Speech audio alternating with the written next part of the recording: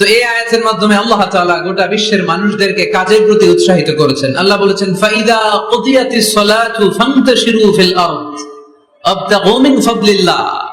যখন সালাত শেষ হয়ে যায় তখন তোমরা জমিনে ছড়িয়ে পড়ো, প্রত্যেকে প্রত্যেকের ওয়ার্ক প্লেসে চলে যাও, কাজ করো। আবতাগু মিন ফাদলিল্লাহ, আর আল্লাহর দেয়া ফদল তালাশ করো, রিজিক তালাশ করো। মসজিদের ভিতরে রিজিক আছে? কথা কয় না। মসজিদে গেলে কি টাকা পাওয়া যায়? খাওয়া পাওয়া যায় না। খাবার উৎপন্ন করতে হয় মসজিদের বাইরে, এ জমিনে। মসজিদে গেলে রহমত পাওয়া যায়। মসজিদে গেলে কি পাওয়া যায়?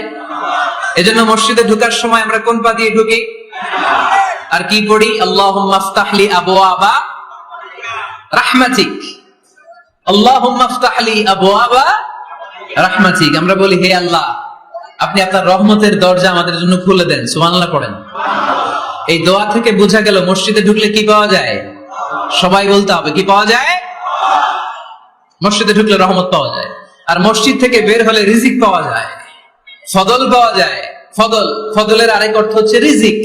এজন্য মসজিদ থেকে যখন বেরোই কোন পা দিয়ে বেরোই আর কি পড়ি? আল্লাহুম্মা ইন্নী আসআলুকা মিন ফাদলিক। হে আল্লাহ, আপনার কাছে আমি আপনার ফদল চাই, রিজিক চাই। এই ফদলের কথাই আল্লাহ কোরআনে বললেন, فَإِذَا قُضِيَتِ الصَّلَاةُ فَانتَشِرُوا فِي الْأَرْضِ وَابْتَغُوا مِن فَضْلِ اللَّهِ وَاذْكُرُوا اللَّهَ كَثِيرًا لَعَلَّكُمْ تُفْلِحُونَ। সুবহানাল্লাহ পড়েন। আল্লাহ ডেকে বললেন, গোলাম, যখন সালাত শেষ হয়ে যায় জমিনে ছড়িয়ে পড়ো, মসজিদে বসে থেকো না। আদেশটা কার?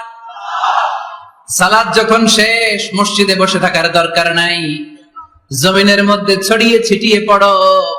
ওয়াবতাগু মিন ফাদলিল্লাহ, আমার ফদল তালাশ করো, আমার রিজিক তালাশ করো, বেশি বেশি আমাকে স্মরণ করো। সুবহানাল্লাহ পড়ে। তার মানে ইসলামের বিধান হচ্ছে যখন সালাতের সময় হবে আপনি মসজিদে যাবেন, আবার সালাত শেষ আপনি আপনার কাজে চলে যাবেন। when you are done with your salah, spread out to your workplace। কাজ শেষ তো আপনার কর্মস্থলে চলে যান। এটা হচ্ছে ইসলামের নিয়ম।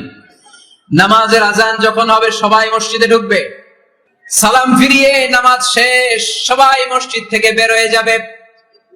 শিক্ষক চলে যাবে স্কুলে,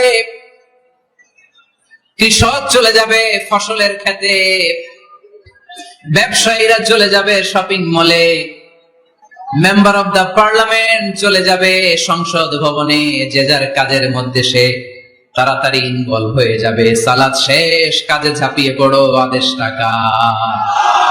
তাহলে ইসলামে ইবাদতের অ্যাটিটিউডটা বুঝতে পারছেন?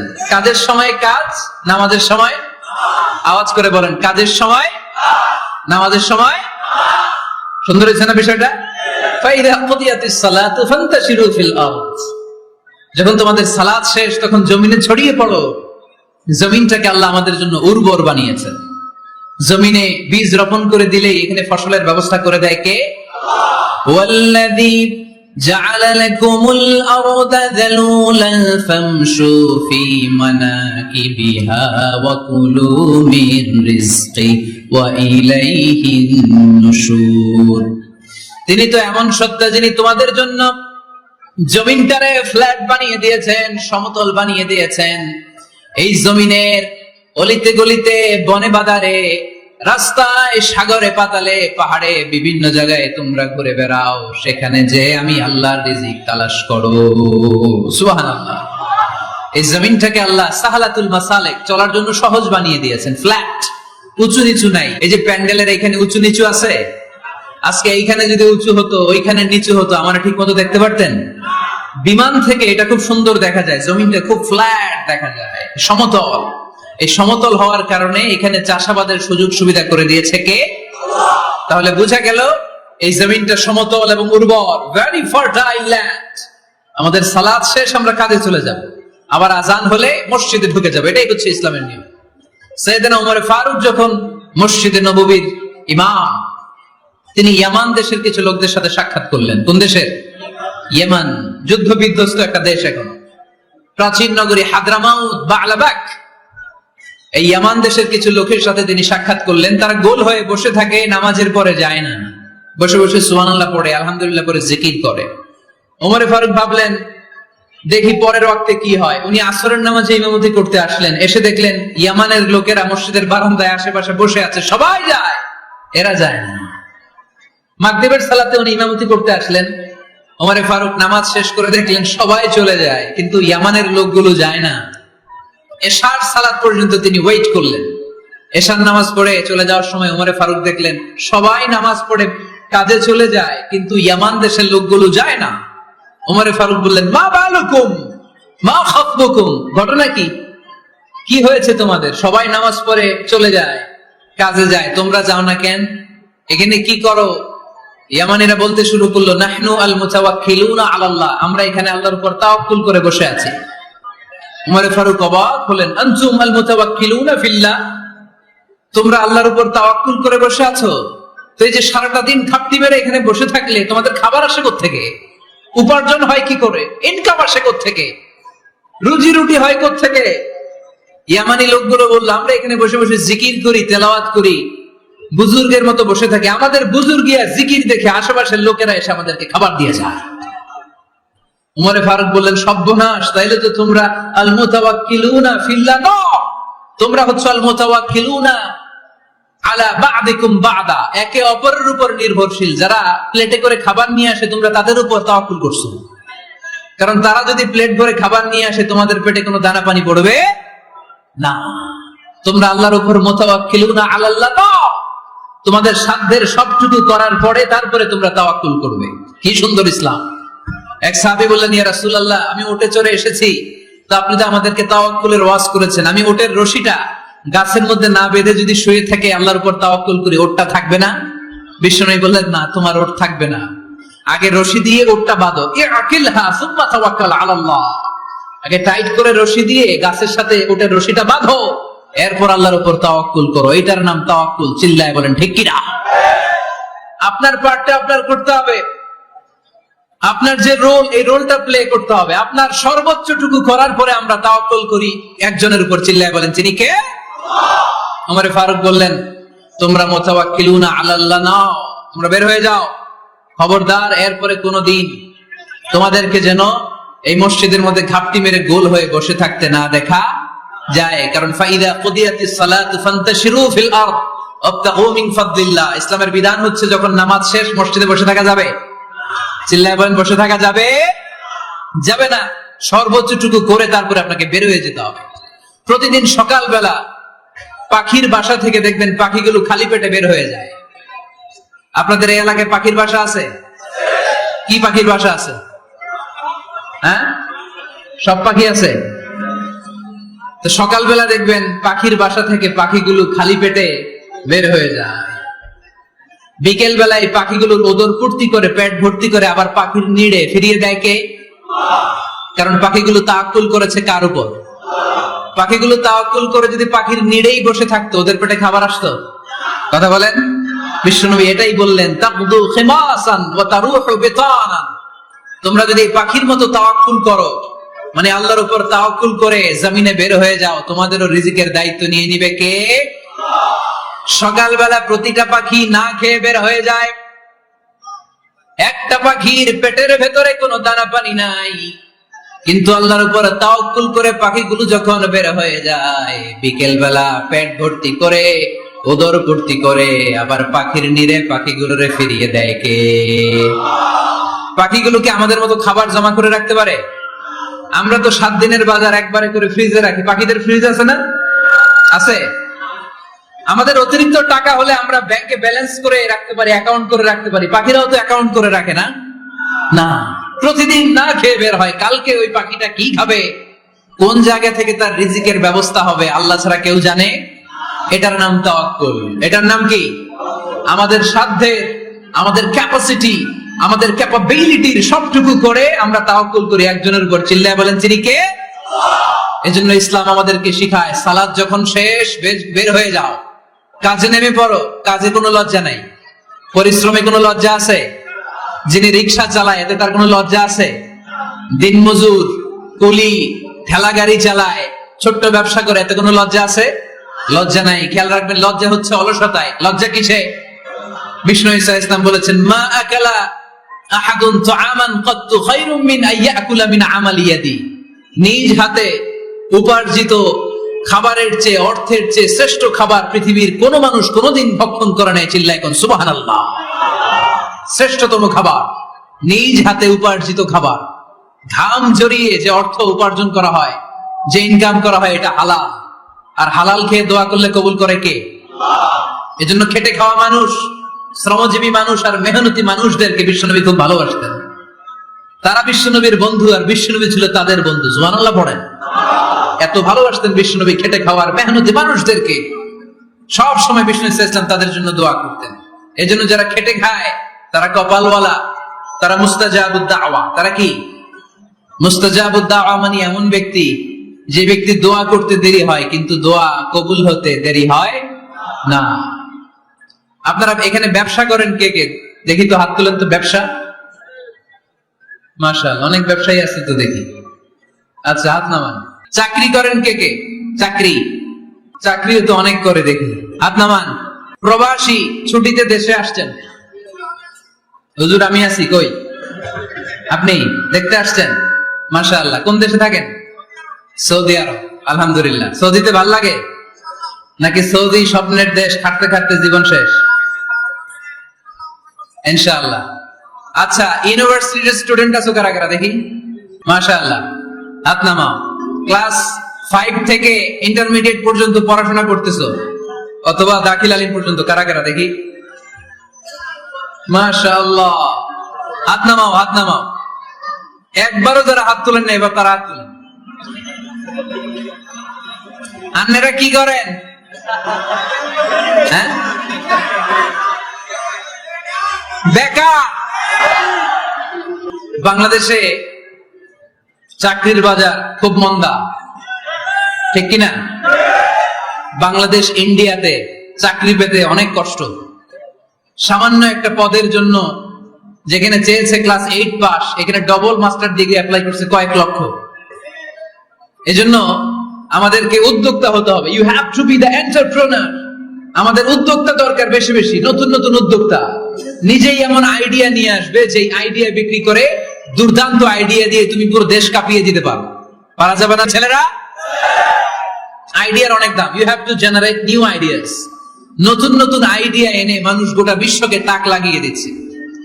এই যে গত কয়েক বছর আগে কারের একটা রাইড চালু হয়েছে, নাম হয়েছে উবার। কি নাম? ঢাকায় যারা চলাফেরা করেন তারা হয়তো চড়েছেন। উবারের নাম শুনছেন না? এই উবার কোম্পানি কি করে জানেন? নিজেদের ব্যবসা নাই, পুঁজি নাই, পাত্তি নাই, অফিস নাই, কিচ্ছু নাই, কোটি কোটি টাকা হাতায় নিচ্ছে। Just idea, just they are generating new ideas. নতুন নতুন আইডিয়া দিয়ে গোটা বিশ্ব কাঁপিয়ে নিয়েছে একটা মোবাইল অ্যাপস এর মাধ্যমে। কিসের মাধ্যমে? Mobile apps. একটা কোম্পানি খুলেছে, গোটা বিশ্বের সব প্রাইভেট কারওয়ালারা ওইখানে রেজিস্ট্রেশন করে আপনি মোবাইলে কোথায় যাবেন, কোত্থেকে যাবেন লিখবেন, গাড়ি আপনার বাড়ির সামনে এসে হাজির। তার একটা পার্সেন্টেজ ওই উবার কোম্পানি পায়। ইউনাইটেড স্টেটস অফ আমেরিকার একটা স্টেট আছে সান ফ্রান্সিসকো, ওইখান থেকে শুরু করছে। 775টা সিটিতে ওদের অপারেশন আছে। বাংলাদেশে ঢাকাতেও আছে।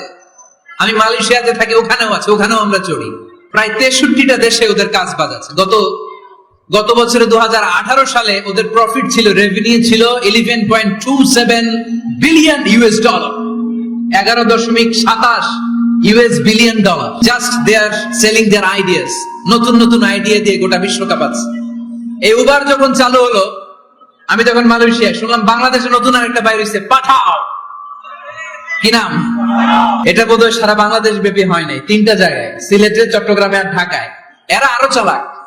বাংলাদেশের ছেলেপেলেদের মাথায় চিকন চিকন অনেক বুদ্ধি। এরা ভাবলো এই উবার দিয়ে আর আমরা কত আগাবো, আমাদের গাড়ি আরো ছোট করতে হবে। এরা মোটরসাইকেল রাইড দেওয়া শুরু করছে। জ্যামের শহর ঢাকা, চিপা চাপা দিয়া এরা আপনারা নিয়ে জায়গা মতো পৌঁছায় দিবে। এরপরে কত কিছু বানাচ্ছে ছেলেপেলেরা, আমি তো এগুলো দেখে অবাক। রকমারি.com নাম শুনছো? বিক্রয়.com নাম শুনছো? ঘরে বসে বসে কোটি কোটি টাকা হাতিয়ে নিচ্ছে তারা। Just they are selling their ideas. যেহেতু আমাদের চাকরি কম, ওই চাকরির বাজারে আমরা লাইন দিতে চাই না। আমাদের মেধাকে খাটিয়ে খাটিয়ে আমরা নতুন তরুণ উদ্যোক্তা বানাতে চাই। চিল্লায় বলো ঠিক কিনা? উদ্যোক্তা যত বাড়বে ততই দেশের কল্যাণ হবে। মানুষ তাদের আইডিয়াকে কাজে লাগিয়ে গোটা বিশ্বকে তাক লাগিয়ে দিচ্ছে। আমরা আমাদের সমতল ভূমিতে চাষ করতে চাই না। মালয়েশিয়াতে একটা এলাকা আছে ক্যামেরুন হাইল্যান্ড, ওরা পাহাড়ের মধ্যে চাষাবাদ করে গোটা মালয়েশিয়ার খাদ্যদ্রব্যের অভাবকে মুক্ত করে দিয়েছে। পাহাড়ের মধ্যে ওখানে ফুলের বাগান, ক্যামেরুন হাইল্যান্ড প্রায় 6000 ফিট উঁচু, প্রচন্ড ঠান্ডা। এই ঠান্ডা পাহাড়ি হিল ট্রাক্টস এরিয়াতে মালয়েশিয়ার এই ক্যামেরুন হাইল্যান্ডে ওখানে আছে ফুলের বাগান, আছে ফলের বাগান, আছে চায়ের বাগান, ওখানে মধুর চাষ হয়, ওখানে শাকসবজি চাষ হয়, ওখানে অনেক কিছু চাষাবাদ হয়। ওই ফলমূল শাকসবজি দিয়ে গোটা মালয়েশিয়ার 14টা স্টেটে যত শাক সবজি ফলমূল লাগবে ওরা আঞ্জাম দেয়। আর আমরা আমাদের সমতল ভূমিতে চাষ করতে চাই না। আমরা চাষাবাদকে খুব লজ্জা মনে করি, এটা ভুল আইডিয়া। আমাদের যে এলাকা যে জিনিসের জন্য বিখ্যাত ওইটাকে আমাদের ব্র্যান্ডিং করতে হবে। লক্ষ্মীপুর কিসের জন্য বিখ্যাত? নারিকেল সুপারি। নারিকেল সুপারি যে পৃথিবীর কত মানুষ, ইন্দোনেশিয়ান লোকেরা মুড়ির মতো খায় নারিকেল আর সুপারি। এইটারে আমাদের ব্র্যান্ডিং করতে হবে। যেই দেশে যেটা আছে, যে এলাকা যেই পণ্যের জন্য বিখ্যাত ওইটা আমাদের ব্র্যান্ডিং করতে হবে। আমাদের আদমজির জুট মিল বন্ধ না, ভাওয়ানি জুট মিল বন্ধ। আমাদের পাট শিল্পকে ধ্বংস করে দিয়ে ইন্ডিয়া এখন ওই কটনের পাঞ্জাবি বানায়, জুট কটনের পাঞ্জাবি আছে না নাই? পুরা বাংলাদেশের মার্কেট এই জুট কটনের পাঞ্জাবি দিয়ে সয়লাভ। আমাদের বাংলাদেশের পাট দিয়ে যদি আমরা মিহি পাঞ্জাবি বানাতে পারতাম, গোটা বিশ্বকে, বিশ্ব বাজারকে আমরা দখল করে নিতে পারতাম, ঠিক কিনা? এর জন্য আমাদেরকে নতুন নতুন আইডিয়া জেনারেট করতে হবে। চাকরির পিছনে বসে থাকলে চলবে না। আর আজান যদি হয়ে যায় ছুটে যাব মসজিদে, আর নামাজ শেষ হলে আমরা আমাদের কাজের দিকে চলে যাব। চিল্লায় বলেন ঠিক কিনা? যেটাই করবো আমরা ভালোভাবে করব। আল্লাহ বলেছেন লিয়াবলুয়াকুম আইয়ুকুম আহসানু আমালা। আওয়াজ করে উত্তর দিতে হবে। জান্নাতে যেতে হলে 100তে কত নাম্বার পেতে হবে? হ্যাঁ, হয় নাই 51। কি নাম তোমার? হ্যাঁ, ফরহাদ। জান্নাতে যেতে হলে 100তে আমার দরকার 51। 100তে কত লাগবে?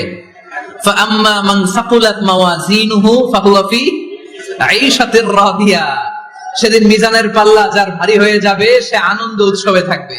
তো মিজানের পাল্লা ভারী হওয়ার জন্য 100তে আমার কত পাওয়া লাগবে? কত পাওয়া লাগবে? 51 পেলেই হয়ে যাবে। এজন্য আল্লাহ বলছেন লিয়াবলুয়াকুম আইয়ুকুম আহসানু আমালা। যেটাই করবে ভালোভাবে করবে। আল্লাহ এটা পরীক্ষা করতে চান যে আমরা ভালোভাবে কে কতটুকু আমল করেছি। যারা আরবি বোঝেন আলেম ওলামা আপনারা জানেন, এখানে আল্লাহ বলেননি লিয়াবলুয়াকুম আইয়ুকুম আকসারু আমালা। আল্লাহ এটা দেখতে চান যে তোমাদের মধ্যে থেকে কে বেশি আমল করে। এটা বলছে আল্লাহ? বলে নাই। আল্লাহ বলেছে লিয়াবলুয়াকুম আইয়ুকুম আহসানু আমালা, যে ভালো করে করে। এজন্য আমরা যাই করি না কেন কি করে করব? আওয়াজ করে বলতে হবে। কেমন করে করব? যে কোনো কাজ করো না ভাই, যে কোনো কাজ করো, তা যেন হয় সবার চেয়ে সবচেয়ে সুন্দর। পড়েন, যে কোনো কাজ করো না ভাই, যে কোনো কাজ করো, তা যেন হয় সবার চেয়ে সবচেয়ে সুন্দর। পড়েন, যে কোনো কাজ করো না ভাই, যে কোনো কাজ করো, তা যেন হয় সবার চেয়ে সবচেয়ে সুন্দর। হোক না সেটা পড়া লেখা, রঙের ভাষায় ছবি আঁকা। পড়েন, হোক না সেটা পড়া লেখা, রঙের ভাষায় ছবি আঁকা, হোক না সেটা সামান্য কাজ কিংবা মহত্তর, তা যেন হয় সবার চেয়ে সবচেয়ে সুন্দর। যে কোনো কাজ করো না ভাই, যে কোনো কাজ করো, তা যেন হয় সবার চেয়ে সবচেয়ে সুন্দর। চিৎকার করে বলেন ঠিক কিনা?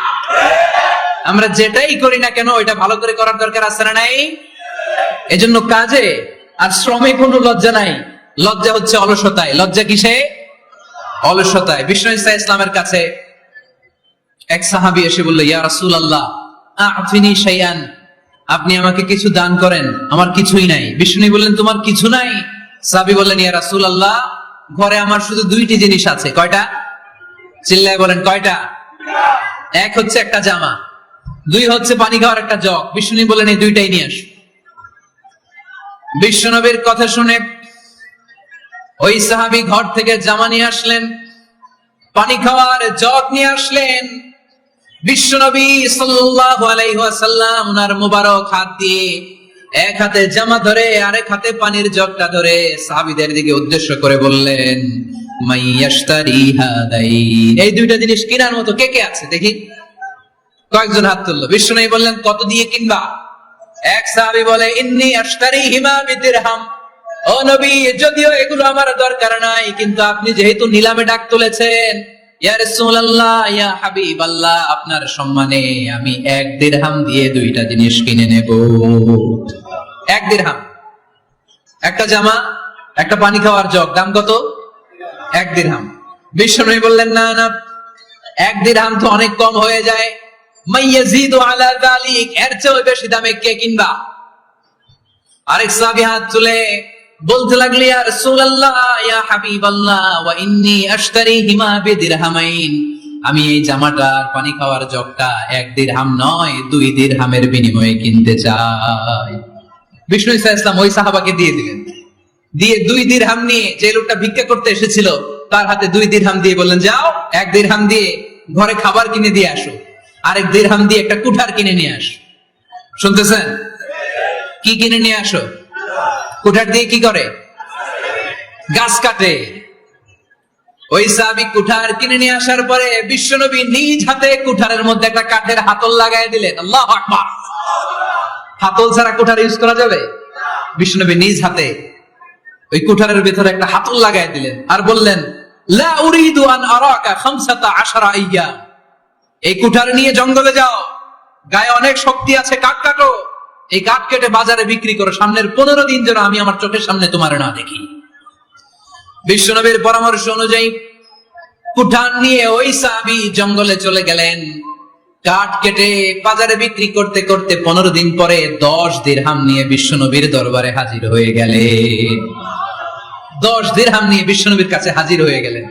সাহাবী এসে বললেন, ইয়া রাসূলুল্লাহ, এখন আর আমার ভিক্ষা করা লাগে না, আমার গায়ে অনেক শক্তি আল্লাহ দিয়েছে, আই এম ভেরি এনার্জেটিক, আপনার দেয়া বরকতের কুঠার দিয়ে আমি কাঠ কেটে কেটে স্বাবলম্বী হতে শুরু করেছি। সুবহানাল্লাহ পড়েন। আমি এখন 10 দিরহামের মালিক। বিশ্বনবী বললেন, লা আইয়াহতাতিবা আহাদুকুম হুজমাতান আলা যাহরিহি খায়রুম মিন আইয়াসআলা শাইআন ফায়ু'তিয়াহু আও ইয়ামনাহু, যাদের গায়ে শক্তি আছে তারা ভিক্ষা না করে কাঠ কেটে পিঠে সেই বোঝা নিয়ে বাজারে বিক্রি করা অনেক ভালো, কারণ কারো কাছে যদি তুমি হাত পাতো সে দিতেও পারে নাও দিতে পারে, আর কষ্ট করলে কষ্ট কোনোদিন বৃথা যায় না। চিল্লায় বলেন ঠিক কিনা? বিষ্ণু ইসা ইসলামের অনুপ্রেরণায় এই সাহাবা অল্প কিছুদিনের ব্যবধানে স্বাবলম্বী হয়ে গেলেন। What is the moral of the story? বিশ্বনবীর এই প্রফেটিক স্টোরি থেকে আমাদের কি শিক্ষা? লেসন নাম্বার 1, বিশ্বনবী চাইলেই ওই 2 দিরহাম দিয়ে বলতে পারতো, যাও খাবার দাবার কিনে ফ্যামিলিতে দিয়ে আসো। সে ওই 2 দিরহাম নিয়ে খাবার দাবার কিনে ফ্যামিলিকে খাইয়ে রাত্রে আবার ভিক্ষায় নামতো। কথা কন, রাত্রে কি করতো? ভিক্ষায় নামতো। বিষ্ণু ইসা ইসলাম তাকে কাজ করে খাওয়ার জন্য উৎসাহ দিলেন। পাশাপাশি বিষ্ণু ইসা ইসলাম পার্মানেন্ট সলিউশন দিলেন। এজন্য পার্মানেন্ট সলিউশনের ব্যবস্থা করতে হবে। অনেকে আমরা যাকাত দেই, যাকাতের শাড়ি দেই, যাকাতের লুঙ্গি দেই, আছে না নাই? না, যাকাতের শাড়ি যাকাতের লুঙ্গি বলতে কোনো কথা ইসলামে নাই। এগুলো খুব কম দামি শাড়ি, যাদেরকে এগুলো দেয়া হয় তাদেরকে অপমান করা হয়, ঠিক কি না? আল্লাহ বলেছেন, ওয়ালাকাদ কাররামনা বানি আদম, I have dignified the status of the sons of Adam, আমি আদমের সব সন্তানদেরকে সম্মানিত করেছি। সুবহানাল্লাহ পড়েন। আপনাদের চেয়ে সম্মানিত কেউ আছে? মানুষের চেয়ে সম্মানিত গোটা বিশ্বে আর কোনো মাখলুকাত আছে? নাই। এজন্য যাকাতের শাড়ি দেয়া যাবে না, যাকাতের লুঙ্গি দেয়া যাবে না। যাকাতের শাড়ি আপনারা দেখছেন, এটারে একবার ধোয়ার পরে দ্বিতীয়বার পরা যায় না। মশারি কি পাতলা, এর চেয়েও পাতলা। এই জন্য যাকাতের শাড়ি, যাকাতের লুঙ্গি বলতে ইসলামে কোনো পরিভাষা নাই। আপনাকে স্বাবলম্বী করে দেওয়ার চেষ্টা করতে হবে। যারা বিজনেস ম্যাগনেট আছেন তারা একসাথে হয়ে একটা স্ট্রং যাকাত ম্যানেজমেন্ট প্ল্যাটফর্ম করতে পারেন, যেখান থেকে আপনারা বিভিন্ন থানায় বিভিন্ন গ্রামে বাছাই করে করে কিছু ভাইদেরকে যাকাত দিতে পারেন স্বাবলম্বী করার উদ্দেশ্যে। যেই ফ্যামিলিকে আছে, কি নাম এটার? পল্লী উন্নয়ন ক্লাব। মাশাআল্লাহ, যাকাত ফান্ড দিয়ে বিদেশে লোক পাঠায়। এর চেয়ে সুন্দর পদ্ধতিতে যাকাত বিতরণ আর হতে পারে? যেই লোকটাকে, যেই ছেলেটাকে বিদেশে পাঠানো হয়েছে, ওই ফ্যামিলিটা আর কোনোদিন যাকাতের শাড়ি নেওয়ার জন্য লাইনে দাঁড়াবে? যেই ছেলেটাকে ওনারা অস্ট্রেলিয়ান গাভী কিনে দিছে, দুধ বিক্রি করে যেই ফ্যামিলিটা স্বাবলম্বী হতে শুরু করেছে, তারা আর কোনোদিন যাকাতের লাইনে যেয়ে দাঁড়াবে না। এজন্য যাকাত দিতে হবে স্বাবলম্বী করার জন্য। ইসলাম আমাদেরকে এটাই শিখিয়েছে, কাজ করে খেতে হবে। কাজে লজ্জা নেই, লজ্জা হচ্ছে অলসতায়। লজ্জা কিসে? আজকের আলোচনা থেকে এটা মুখস্থ করে নিতে হবে। কাজে লজ্জা নেই। ইয়াংস্টারেরা শ্রমে লজ্জা নেই, পরিশ্রমে লজ্জা নেই, লজ্জা অলসতায়। লজ্জা কিসে? আরো জোরে। নবীরা কি এমনি এমনি বসে বসে খাইছে? কঠিন পরিস্থিতিতেও নবীরা পরিশ্রম করে উপার্জন করা লেগেছে, ঠিক কিনা?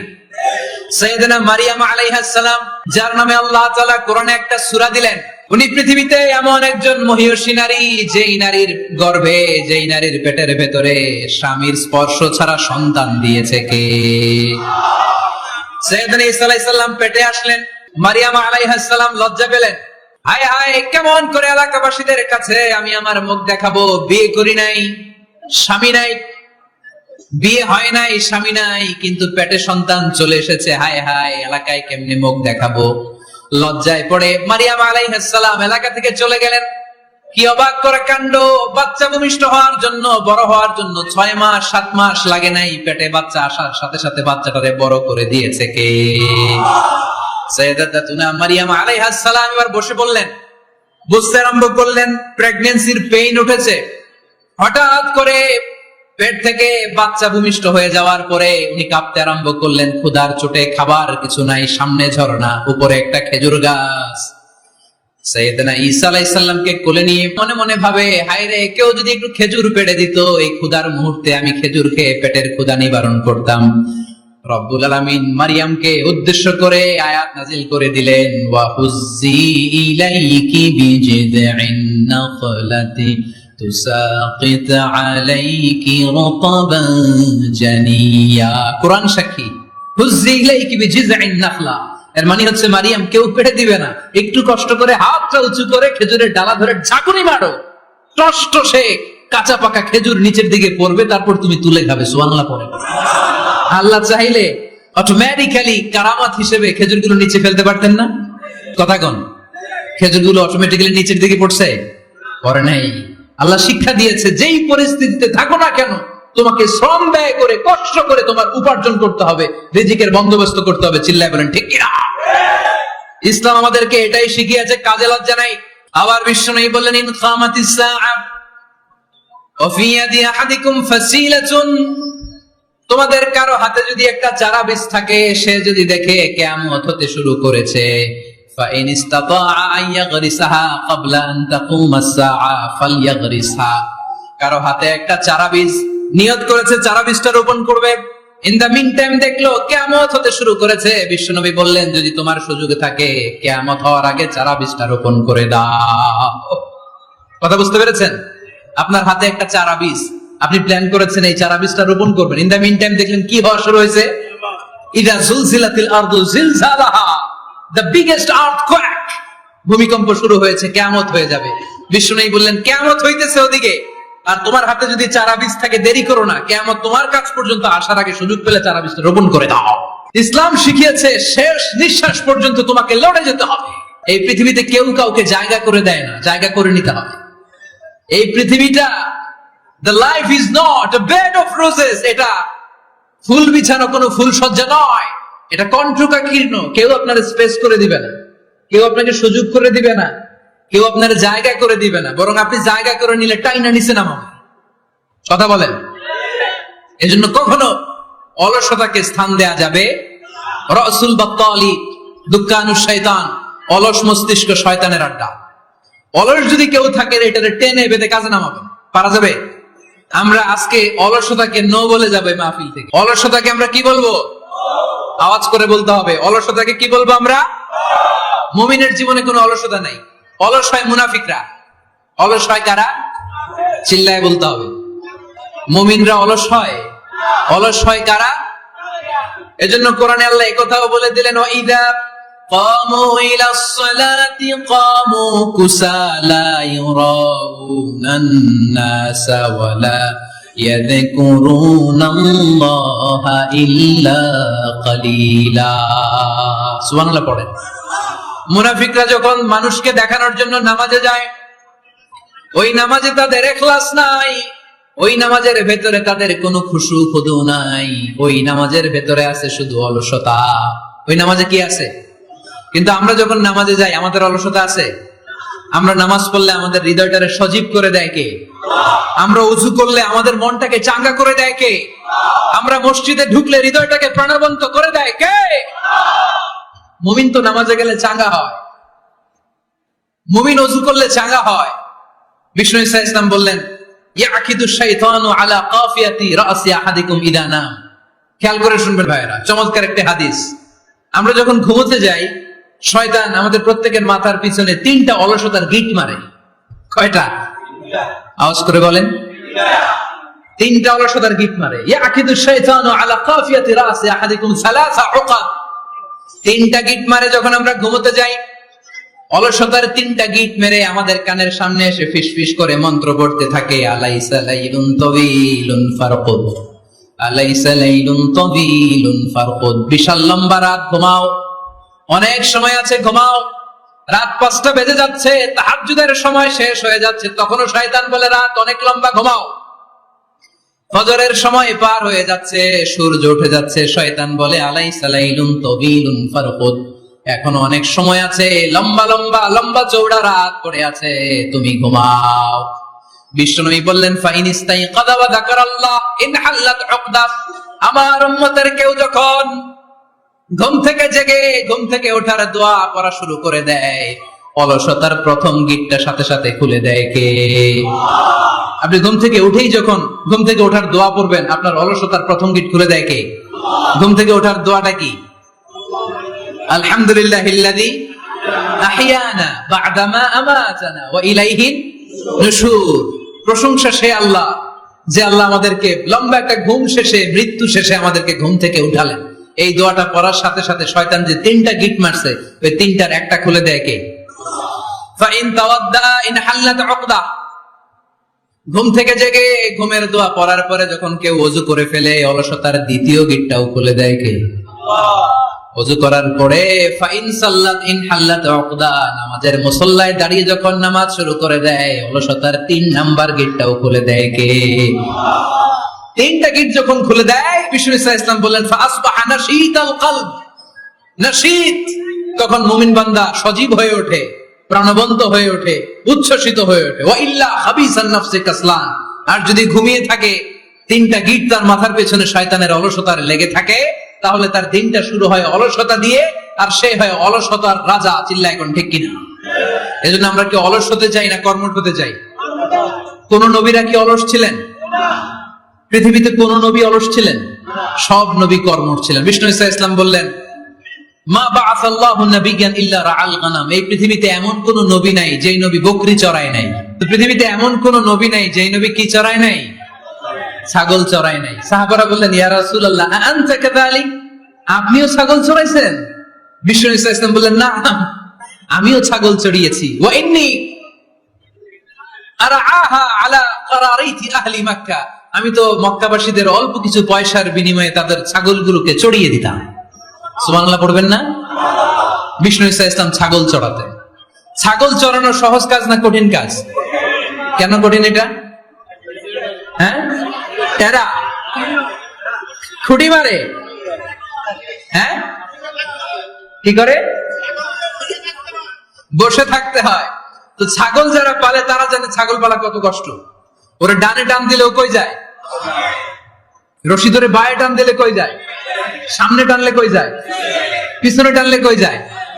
সারা সপ্তাহ আপনি সময় পান না এটারে গোসল করাবেন। ভাবলেন আজকে জুমার দিন আমিও গোসল করি, এটারে গোসল করাই। এটারে আপনি পুকুর ঘাটে নিবেন, টান দিয়েছেন, ওর বাপের কিরা, ও 1 ইঞ্চিও সামনে যাবে না। ঠিক কি না? এই টেরা প্রাণী। আল্লাহর কি মহিমা! আল্লাহ তাআলা পৃথিবীর সবচেয়ে শ্রেষ্ঠতম মানুষদেরকে ছাগল চড়িয়ে ছেড়েছেন। ঠিক কি না? মা বাআসাল্লাহু নাবিয়্যান ইল্লা রাআল গানাম। এই পৃথিবীতে এমন কোন নবী ছিল না যে নবীরা ছাগল চড়ায় নাই। আল্লাহ বুঝাতে চাইলেন, ছাগল চড়ানো অনেক কষ্টের কাজ, অনেক ধৈর্যের প্রয়োজন। এখন নবীরা তোমরা ছাগল চড়াও, কিছুদিন পর ছাগলের চেয়েও টেরা জাতি মানুষ চড়াইতে হবে। মানুষের মধ্যেও টেরা আছে না নাই? ভালো বললে ভালোটা বুঝে না, ডানে যেতে গেলে বায়ে যায়, বায়ে যেতে বললে ডাইনে যায়, এরকম আছে না নাই? সম্মানিত ভাইরা, সমস্ত আম্বিয়া আলাইহিমুস সালাম ওনারা কর্মঠ ছিলেন। সাইয়েদনা আদম আলাইহিস সালাম নিজ হাতে চারা গাছ রোপণ করে চাষাবাদের কাজ করেছেন। সুবহানাল্লাহ পড়েন। সাইয়েদনা ইব্রাহিম আলাইহিস সালাম চাষাবাদের কাজ করেছেন। সাইয়েদনা দাউদ আলাইহিস সালাম নিজ হাতে যুদ্ধের জন্য যে পোশাক পরতে হয়, যেটা পরলে গায়ের মধ্যে ছুরি মারলেও ঢুকে না, ওই শিরস্ত্রাণ বানিয়েছেন, নিজ হাতে তলোয়ার বানিয়েছেন। সুবহানাল্লাহ পড়েন। সাইয়েদনা মুসা আলাইহিস সালাম ছাগল চড়িয়েছেন। সাইয়েদনা মুসা আলাইহিস সালামের মেজাজ নরম না গরম? নবীদের মধ্যে সবচেয়ে বেশি মেজাজওয়ালা নবী ছিলেন মুসা আলাইহিস সালাম। উনিও 8 থেকে 10 বছর সাইয়েদনা শুআয়ব আলাইহিস সালামের এরিয়াতে ছাগল চড়িয়েছেন। চিল্লায় বলেন সুবহানাল্লাহ। এজন্য নবীরা যেহেতু কাজ করেছেন, কর্মঠ ছিলেন, আমরাও কর্মঠ হব, ঠিক কিনা? সাহাবারাও কর্মঠ ছিলেন, বিশ্বনবীর সাহাবারাও ব্যবসা করতেন। সাইয়েদনা আবু বকরের বিশাল ব্যবসা প্রতিষ্ঠান ছিল। সুবহানাল্লাহ পড়েন। আপনারা হজ উমরা করেছেন কে কে? দেখি করছেন? মাশাআল্লাহ। যারা করে নাই আল্লাহ তাদেরকে আল্লাহর ঘর জিয়ারতের তুমি নসিব করো। আমিন। বিশ্বনবীর মাকবারার সামনে দাঁড়িয়ে আমরা যেন সালাম পেশ করতে পারি, তুমি নসিব করো। আমিন। বাইতুল্লাহ শরীফে এবং মসজিদ নববীতে আমরা যেন সালাত আদায় করতে পারি, আল্লাহ তুমি নসিব করো। সাইয়েদনা আবু বকর রাদিয়াল্লাহু তাআলা আনহুর ব্যবসা প্রতিষ্ঠান ছিল মক্কা কাবা ঘরের পাশেই। উনার ব্যবসা প্রতিষ্ঠানগুলো যেখানে ছিল ঠিক ওইখানেই সৌদি সরকার এখন শপিং মল বানিয়ে দিয়েছে। মাতজার আবু বকর। মক্কা শহরের যেখানে বহিরাগতরা এসে ওখানে ছাগল, ওখানে ঘোড়া, উট এগুলো রাখতো, আস্তাবল রাখতো, ঘোড়া আর উট যেখানে রাখা হতো ঠিক ওই জায়গায় সৌদি সরকার ওটার পার্কিং লট বানায় দিচ্ছে। মানে যেখানে আগে সাহাবাদের ব্যবসার জায়গা ওইখানে বর্তমানে শপিং মল। যেখানে আগের সময়কাল সাহাবারা উট আর ঘোড়া রেখে বাঁধতো ওইখানে এখন গাড়ি ঘোড়া রাখার ব্যবস্থা করা হয়েছে। সাইয়েদনা আবু বকর অনেক বড় ব্যবসায়ী ছিলেন। ওনার নিজ টাকা দিয়ে হাবাসা থেকে আসা সাইয়েদনা বেলালকে তিনি 20,000 স্বর্ণ মুদ্রা দিয়ে উমাইয়া ইবনে খালাফের কবল থেকে তিনি মুক্ত করেছেন। সাইয়েদনা উসমান যুন্নুরাইন বড় ব্যবসায়ী ছিলেন। নিজের টাকা দিয়ে মদিনার মুসলমানেরা পানি খেতে পারে না, বিইরে রুমা নামে একটা কুয়া ছিল, এই কুয়ার মালিক ছিল ইহুদি। মুসলমানেরা পানি খেতে গেলে এসে বকা দিত, পানি খেতে দিত না। বিশ্বনবী বললেন, আমার সাহাবীদের মধ্যে এমন কি কেউ নাই নিজের অর্থায়নে বীরে রুমা কিনে মুসলমানদেরকে দিয়ে দিবে? সাইয়েদনা উসমান যুন্নুরাইন বলল, ইয়া রাসূলুল্লাহ, আপনার খেদমতে আমি হাজির। মুহূর্তের মধ্যে সাইয়েদনা উসমান যুন্নুরাইন নিজের অর্থায়নে বীরে রুমাটা কিনে মুসলমানদের জন্য সদকা করে দিয়েছে। তো ব্যবসা না করলে, কর্মঠ না হলে, উপার্জন না হলে সদকা করা যাবে? চিল্লায় বলেন করা যাবে? সুনানে তিরমিজির বর্ণনা, বিষ্ণু ঈসা ইসলাম মক্কা থেকে যত সাহাবারা হিজরত করে মদিনায় এসেছে, মদিনাতে কোন না কোন সাহাবার সাথে বিশ্বনবী ভ্রাতৃত্বের বন্ধনে আবদ্ধ করে দিয়েছে। সুবহানাল্লাহ পড়েন। এজন্য মক্কা থেকে যারা এসেছে এদেরকে বলে মুহাজির। এদেরকে কি বলে? আর মদিনায় যারা ছিল এদেরকে বলে আনসার। এদেরকে কি বলে? আওয়াজ করে উত্তরে দিবেন। মক্কা থেকে যারা এসেছে তাদের নাম মুহাজির, আর যারা মদিনার সাহাবী তাদের নাম আনসার। মক্কা থেকে হিজরত করে যে সমস্ত সাহাবারা এসেছিল তারা ছিল মদিনার মেহমান। বিশ্বনবী এক এক মক্কার সাহাবীকে মদিনার এক এক সাহাবীর সাথে ভ্রাতৃত্বের বন্ধনে আবদ্ধ করে দিলেন। আব্দুর রহমান ইবনে আউফ রাদিয়াল্লাহু তাআলা আনহু, ওনার সাথে ভ্রাতৃত্বের বন্ধনে যে সাহাবীকে বিশ্বনবী আবদ্ধ করে দিলেন ওনার নাম হচ্ছে সাআদ ইবনে রাবিয়া। কি নাম? মদিনার অনেক বড় ব্যবসায়ী। বিশ্বনবী বললেন, আব্দুর রহমান ইবনে আউফ, সম্পদ ছেড়ে দিয়ে, পরিবার ছেড়ে দিয়ে, স্থাবর অস্থাবর সব ছেড়ে দিয়ে আল্লাহ রাসূলের ভালোবাসায় মক্কা থেকে মদিনায় এসেছো।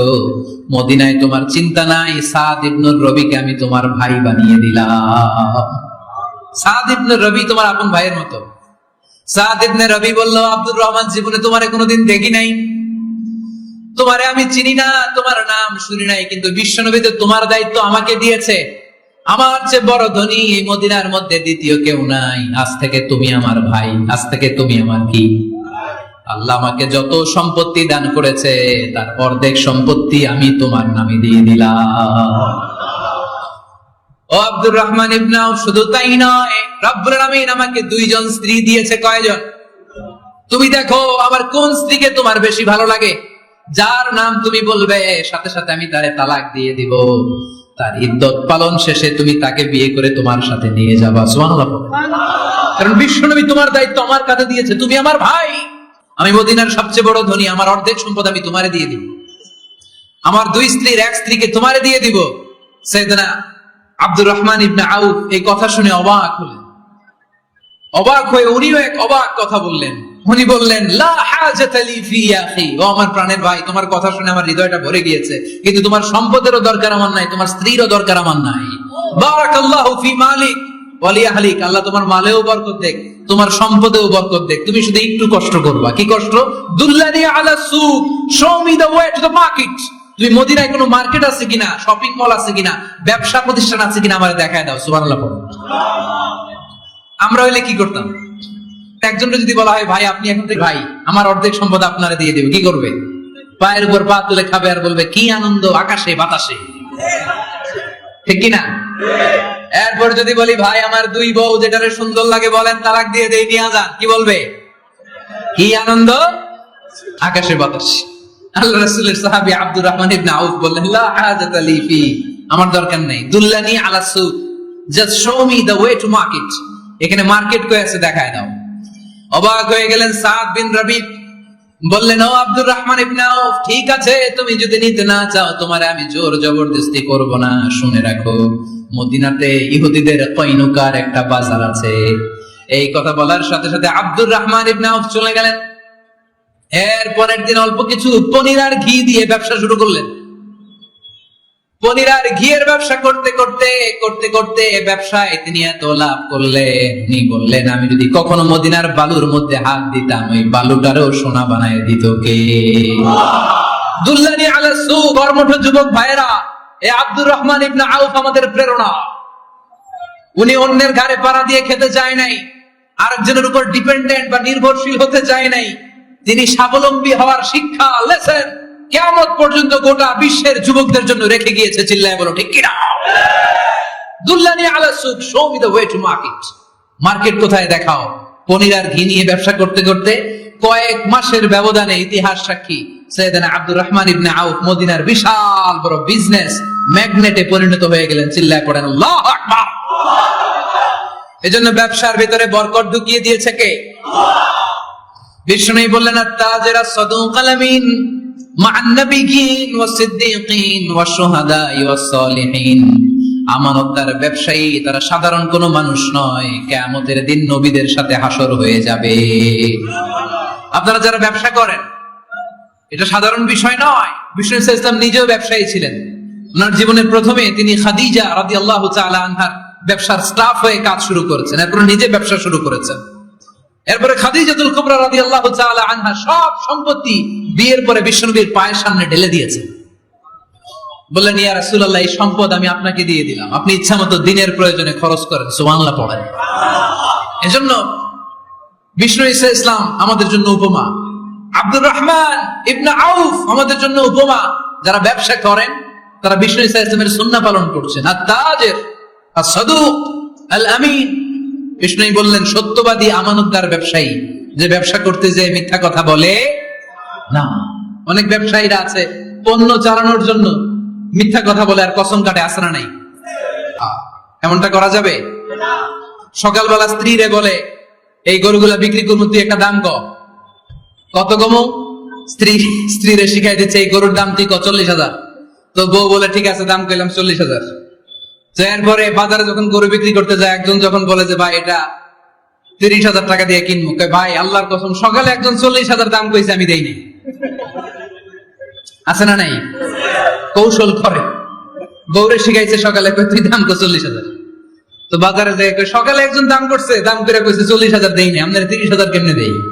এরকম ডাকাইতে আছে না নাই? আরে নাই, আমি কই নাই, এরা কই আছে। সম্মানিত ভাইয়েরা, এজন্য আজকের মাহফিল থেকে আমরা যেটা শিখলাম সেটা হচ্ছে পরিশ্রমে কোনো লজ্জা আছে? আমরা কাজ করে খাবো, ঠিক কিনা? Never under estimate any job. যুবক ভাইয়েরা শুনতেছ? এরকম আওয়াজ করতে হবে, কান খাড়া করে শুনুন। Never under estimate any job. কোন চাকরিকে ছোট করে দেখা যাবে, whether it's small or big, you don't care. এটাতে কেয়ার করা যাবে না। ছোট্ট চাকরি পাইলেই ঢুকে যাবা, বড় অফার আসলে পরে ঢুকবা। এটা ছোট কাজ, এটা হোটেলের ওয়েটার, এটা ছোট্ট স্টাফ, এটা কেরানি না। কাজ কাজই, কাজের মধ্যে কোনো ছোট বড় নাই। খেটে খাওয়া মানুষকে বিশ্বনবী অনেক সম্মান করতেন। বিষ্ণু ঈসা ইসলাম খেটে খাওয়া মানুষদেরকে এত ভালোবাসতেন, বিদায় হজের মতো এত গুরুত্বপূর্ণ ভাষণও এই মেহনতি মানুষদের কথা বাদ যায়নি। সুবহানাল্লাহ পড়বেন না? দিনটা ছিল জুমাবার। বিষ্ণু ঈসা ইসলাম আরাফাতের ময়দানে দাঁড়িয়ে ঐতিহাসিক একটা ভাষণ দিলেন। এই ভাষণের নাম হলো বিদায় হজের ভাষণ। এই বিদায় হজের ভাষণেও খেটে খাওয়া মানুষের কথা বিশ্বনবী বাদ দেয় নাই। বিশ্বনবী বলেছেন আরিক্কাকুম, খবরদার অধীনস্থ কর্মচারীদের সাথে খারাপ আচরণ করো না। আতইমুহুম মিম্মা তাকুলুন ওয়াকসুহুম মিম্মা তালবিসুন, খবরদার মনে রেখো তোমরা যা খাবে তোমাদের অধীনস্থ কর্মচারীদেরও তা খাওয়াবে, তোমরা যা পড়বে তাদেরও তা পড়াবে। বিশ্বনবী শেষ নিঃশ্বাস ত্যাগ করে যাওয়ার আগে যেই কয়েকটা কথা বলেছিলেন তার মধ্যে মেহনতি মানুষদের জন্য কথা আছে না নাই? বিষ্ণু ইসলাম যখন শেষ নিঃশ্বাস ত্যাগ করবেন তিনি বলেছিলেন আসসালাত আসসালাত, উম্মতেরা নামাজ নামাজ নামাজ ছেড়ে দিও না, নামাজ তরক করো না, নামাজ কাজা করো না। আর বলেছিলেন ওমা মালাকাত আইমানুকুম, অধীনস্থ কর্মচারীদের সাথে খবরদার খারাপ আচরণ করো না। যারা কর্মচারীদের সাথে খারাপ আচরণ করে, যারা মানুষের কাছ থেকে শ্রম নিয়ে কাজ করিয়ে টাকা দেয় না, কিয়ামতের দিন তাদের বিরুদ্ধে মামলা দায়ের করবে কে? কে করবে? হাদিসে কুদসি সাক্ষী বিষ্ণু ইসলাম বলেন, আল্লাহ তাআলা ফরমান আনা খাসমুহুম সালাসাতুন আনা খাসমুহুম ইয়াউমাল কিয়ামা, তিন শ্রেণীর ব্যক্তির বিরুদ্ধে আল্লাহ বলেন আমি নিজেই কিয়ামতের দিন মামলা দায়ের করব। I will be against them in the day of judgment. Three categories of people I will be against them in the day of judgment. তিন শ্রেণীর লোক কিয়ামতের দিন তারা ছাড় পাবে না।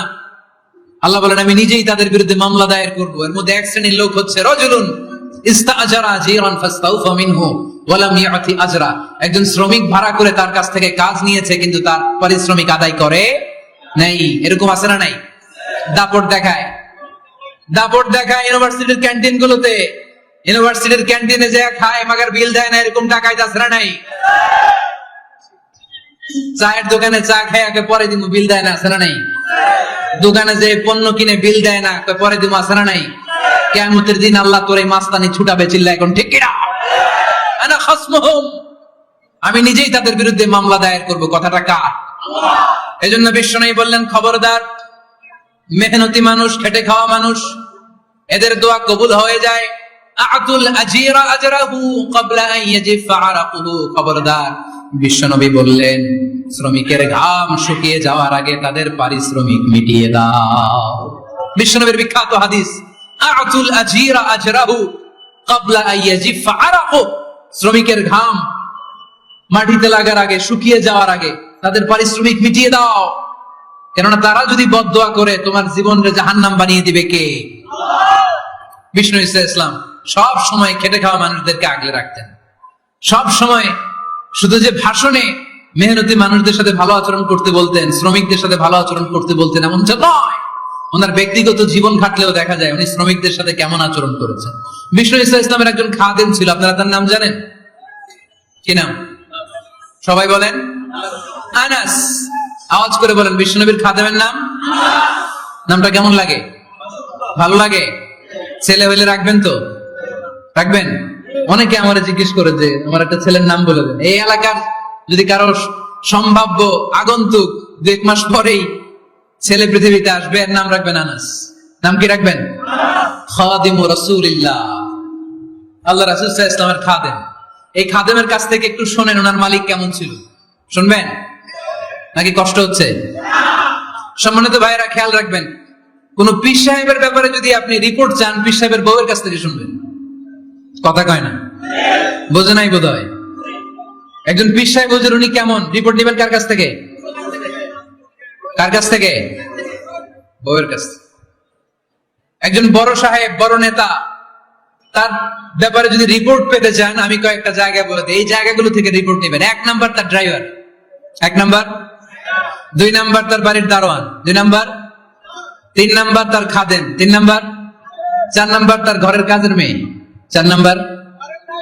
এদের কাছ থেকে আসল রিপোর্ট পাওয়া যায়, ঠিক কিনা? এবার বিশ্বনবীর ব্যাপারে বিশ্বনবীর খাদেম কি বলে শুনবেন? বুঝে নাই বোধ হয়। বিশ্বনবীর ব্যাপারে বিশ্বনবীর খাদেম কি কমেন্টস করছে শুনতে চান?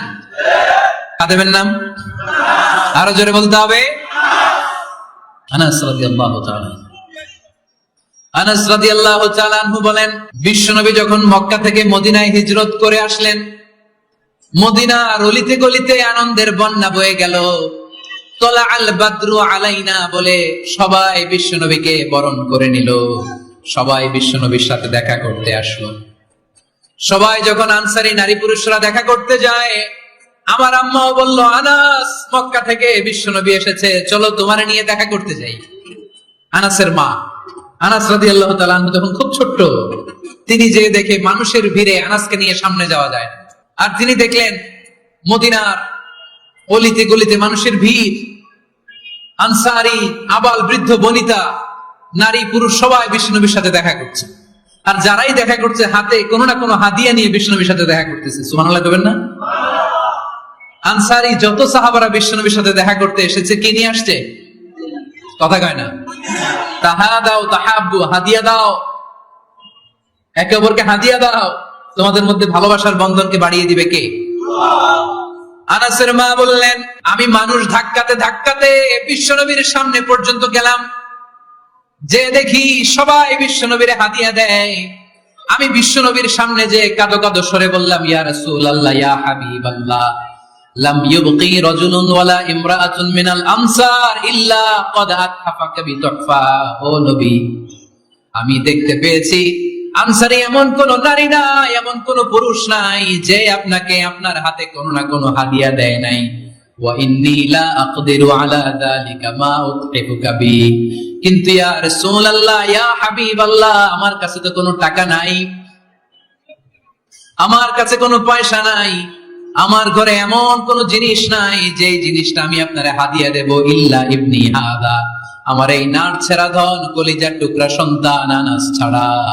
ও আখিরি জামানার পয়গম্বর, আমি আমার কলিজার টুকরা আনাসকে আপনারে হাদিয়া দিয়ে দিলাম। ইয়া রাসূলুল্লাহ, মদিনার আনসারী এমন কোন নারী পুরুষ কেউ তো বাকি নাই যে আপনাকে হাদিয়া দেয় নাই, সবাই তো হাদিয়া দিল। কথাটা শুনতেছিলেন? আনাস রাদিয়াল্লাহু তাআলা আনহুর মা বললেন, ইয়া রাসূলুল্লাহ, আনসারী এমন কোন নারী নাই, এমন কোন পুরুষ নাই যে আপনারে হাদিয়া দেয় নাই, কিন্তু আমার তো হাদিয়া দেওয়ার মতো কিছু নাই আমার এই কলিজার টুকরা আনাস ছাড়া। কি আর আমি করব? আমার কলিজার টুকরা আনাসকে আমি আপনার দরবারে হাদিয়া দিয়ে দিলাম। ইয়া রাসূলুল্লাহ, আমার ছেলেটারই আপনারে হাদিয়া দিলাম। খুদ হাদা ইয়াখদুমু কামা বাদা লাক, আপনার যেই কাজ লাগবে, যেই খেদমতের প্রয়োজন, আপনার এই খেদমত করবে। ও নবী, আমি জানি আনাস আপনার বেশি খেদমত করতে পারবে না। আনাস আপনার মেসওয়াক এনে দিবে, অজুর পানি এনে দিবে, জুব্বা লাগলে জুব্বাটা এনে দিবে, ছোটখাটো কাজ করে আপনারে সাহায্য করবে। আমার কলিজার টুকরা সন্তানকে চিরকালের জন্য আমি আপনারে হাদিয়া দিয়ে দিলাম। আনাস রাদিয়াল্লাহু তাআলা আনহু বর্ণনা করছেন, আমি দাঁড়িয়ে দাঁড়িয়ে শুনছি আমার আম্মা বলছে আমি নাকি বিশ্বনবীর জন্য হাদিয়া। সুবহানাল্লাহ পড়েন।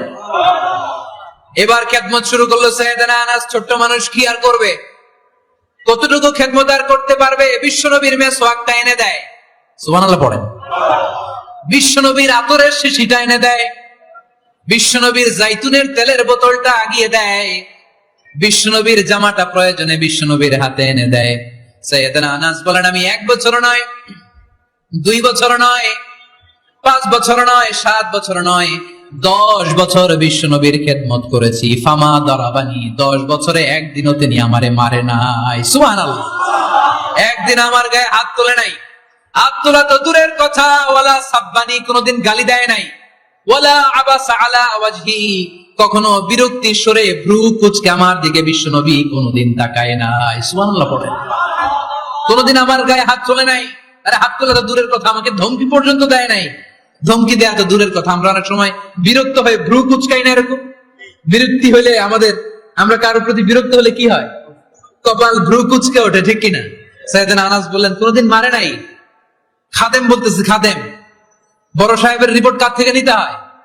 হয় খাদেম, নয় দারোয়ান, নয় ঘরের কাজের মেয়ে, তা না হলে ড্রাইভার।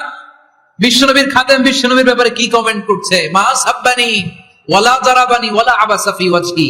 এই 10 বছরের খেদমতের জিন্দেগিতে কোনদিন বিশ্বনবী আমারে মারে নাই, গায়ে হাত তোলে নাই। আরে হাত তোলা তো দূরের কথা, একটা ধমকও দেয় নাই। আরে ধমক দেয়া তো দূরের কথা, বিরক্তির সুরে ভ্রু কুঁচকে আমার দিকে কখনো তিনি তাকায় নাই। চিল্লায় বলো সুবহানাল্লাহ। আর আজকে মাইক পেলে মানবাধিকারের কর্মী কি সুন্দর কথা বলে, উইমেন রাইটস এর কথা বলে, শিশু শ্রম নিয়ে কথা বলে, আর বাড়িতে কাজের মেয়ের গায়ের মধ্যে খুন্তি, গরম খুন্তি পিঠের মধ্যে লাগিয়ে পিঠ ঝলসিয়ে দেয়, এরকম আছে না নাই? পত্রপত্রিকায় প্রায় দেখা যায় যে কাজের মেয়েদেরকে কি অত্যাচার করে, খুন্তি গরম করে করে চামড়ার মধ্যে লাগিয়ে স্কিন ঝলসে ফেলেছে, গ্রিলের মধ্যে বেঁধে রেখেছে, সময় মতো খাবার দেয় নাই, পিটিয়ে মাথার চুল কামিয়ে মাথা নেড়া করে দিয়েছে, এরকম আছে না নাই? এরা মানবাধিকারের ঠিকাদার, এরা মানবাধিকারের কথা বলে।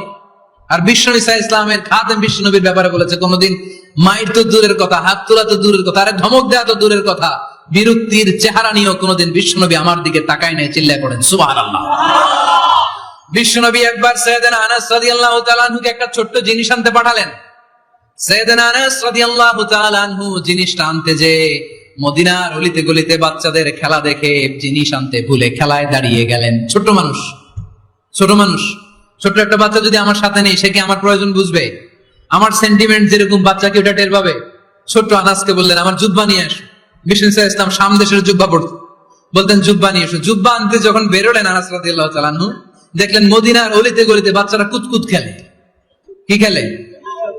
আপনারা খেলেন তো? এই খেলা দেখে আনাস রাদিয়াল্লাহু তাআলা আনহু ভুলে গেলেন যে বিষ্ণুনবীর জামা আনতে হবে। উনি ভুলে যে উনিও দাঁড়িয়ে খেলা দেখতে শুরু করলেন। এখন ঘন্টার পর ঘন্টা যায়, আনাসও আসে না, জামাও আসে না। বিষ্ণুনবী ভাবলেন, হায় রে, আনাস মনে হয় ভুলে গিয়েছে, কি আর করা, যাই নিজের জামা নিজেই নিয়ে আসি। বিষ্ণুনবী বের হলেন জামা আনতে, বের হয়েই দেখে মদিনার গলিতে বাচ্চারা খেলতেছে, ওইদিকে আনাস রাদিয়াল্লাহু আনহু দাঁড়ানো। বিষ্ণু ইসলাম কিছু বললেন না, যে উনিও আনাস রাদিয়াল্লাহু তাআলা আনহুর পাশে দাঁড়িয়ে খেলা দেখতে আরম্ভ করলেন। সুবহানাল্লাহ পড়বেন না? সাইয়েদনা আনাস খেলা দেখতে দেখতে দেখতে দেখতে দেখতে দেখতে হঠাৎ বিশ্বনবীর দিকে চোখ পড়ে গেছে। বিশ্বনবীর চোখের দেখে যখন সাইয়েদনা আনাস রাদিয়াল্লাহু তাআলা আনহুর চোখ পড়ে গেছে, সাইয়েদনা আনাস বলে, আমার কলিজাটা এখান থেকে এই দিকে চলে আসছে ভয়ে। কিসে? ভয়ে। উনি বললেন, আমার গলা শুকিয়ে যেতে আরম্ভ করলো, কাঁপতে লাগলাম। আয় হায়, এখন আমার মনে পড়ছে বিষ্ণুনবী জামা আনতে পাঠাইছিল, ভুলে গেছে খেলার আবেশে পড়ে। উনি বললেন, বিশ্বনবী আমারে ধমক দেন নাই, আমার গায়ে হাত তোলেন নাই, জামা আনতে পাঠাইছি, এখানে খেলা দেখতেছো এটাও বলেন নাই, বিরক্তিও প্রকাশ করেন নাই। বিশ্বনবী শুধু একটা হাসি দিয়েছেন, স্মাইল। কি দিয়েছেন? একটা মুচকি হাসি দিয়েছেন। কি হাসি? সাইয়েদনা আনাস বলে, ওই যে ওই দিনের বিশ্বনবীর মুচকি হাসির শাসন মরার আগের দিন পর্যন্ত আমি আনাসকে সোজা রাস্তায় রেখেছি, আর ডানে বায়ে নেয়নি। শাসন করতে জানলে লাঠি লাগে না, শাসন করতে জানলে ধমক লাগে না, শাসন করতে জানলে পিট্টি দেয়া লাগে না, মুচকি হাসি দিয়েও শাসন করা যায় কি যায় না? সাইয়েদনা আনাস বলেন, কোনোদিন মারে নাই, কোনোদিন ধমক দেয় নাই, সব সময় আমাকে আদর করেছে। চিল্লায় পড়েন সুবহানাল্লাহ। এজন্য সব সময় বিষ্ণু ইসলাম শ্রমিকদেরকে ভালোবাসতেন। শ্রমিক কোনো লজ্জা নাই, লজ্জা হচ্ছে অলসতায়। আজ থেকে এই মাহফিল, এই এত বড় আয়োজন, এত বড় গ্যাদারিং তখনই সার্থক হবে যখন আমরা এই সিদ্ধান্তে আসতে পারবো যে আমরা অলস সময় কাটাবো না, আমরা আমাদের এই সময়গুলোকে প্রোডাক্টিভ ওয়েতে কাজে লাগাবো, কোনো না কোনো কাজের সাথে জড়িত হব। Never under estimate any job, whether it's big or small, বড় হোক বা ছোট হোক, কোন কাজকে আমরা ছোট করে দেখবো না। যে কোনো কাজ করো না ভাই, যে কোনো কাজ করো, তা যেন হয় সবার চেয়ে সবচেয়ে সুন্দর। আমাদের অবসর সময়গুলোকে কাজে লাগানোর দরকার আছে না নাই? আমরা নিজেদেরকে কর্মঠ করে, কর্মজীবী হিসেবে, শ্রমজীবী হিসেবে নিজেদেরকে প্রতিষ্ঠিত করতে চাই। রাজি আছে মুসলমান? যুবক ছেলেরা আওয়াজ করে বলো, পারা যাবে? লজ্জা কিসে? লজ্জা কিসে? অনেকে টাঙ্কি মারে, এদিক সেদিক ঘুরে, আর বলে আমার আব্বা চেয়ারম্যান। আরে তোর আব্বা চেয়ারম্যান, তুই কি? আমার আব্বা MP, member of the parliament. আরে তোর বাবা এমপি, এটা তো তার গৌরব, তোর কি আছে সেটা বল। এজন্য নিজের পায়ে দাঁড়াবো। অলসতার সাথে আমাদের কোনো সম্পর্ক। আজকের এই মাহফিল থেকে আমরা অলসতা, অকর্মণ্যতাকে নো বলে দিলাম। অলসতাকে আমরা কি বললাম? আরো জোরে বলতে হবে, অলসতাকে কি বলবো? আর সব সময় কর্মঠ থাকবো, এনার্জেটিক থাকবো, নিজের পায়ে দাঁড়াবো, আইডিয়া জেনারেট করব, এন্টারপ্রেনার হওয়ার চেষ্টা করব, নতুন নতুন উদ্যোক্তা হওয়ার মাধ্যমে আমরা আমাদের নিজেদের ভাগ্য পরিবর্তনের চেষ্টা করব। কারণ আল্লাহ বলেছেন, ইন্নাল্লাহা লা ইউগাইয়িরু মা বিকাওমিন হাত্তা ইউগাইয়িরু মা বিআনফুসিহিম। আল্লাহ তাআলা ততক্ষণ পর্যন্ত কোন জাতির ভাগ্যের চাকার পরিবর্তন করে না যতক্ষণ পর্যন্ত ওই জাতি নিজে নিজের ভাগ্যের চাকার পরিবর্তন করতে না চায়। চিল্লা এখন ঠিক কিনা?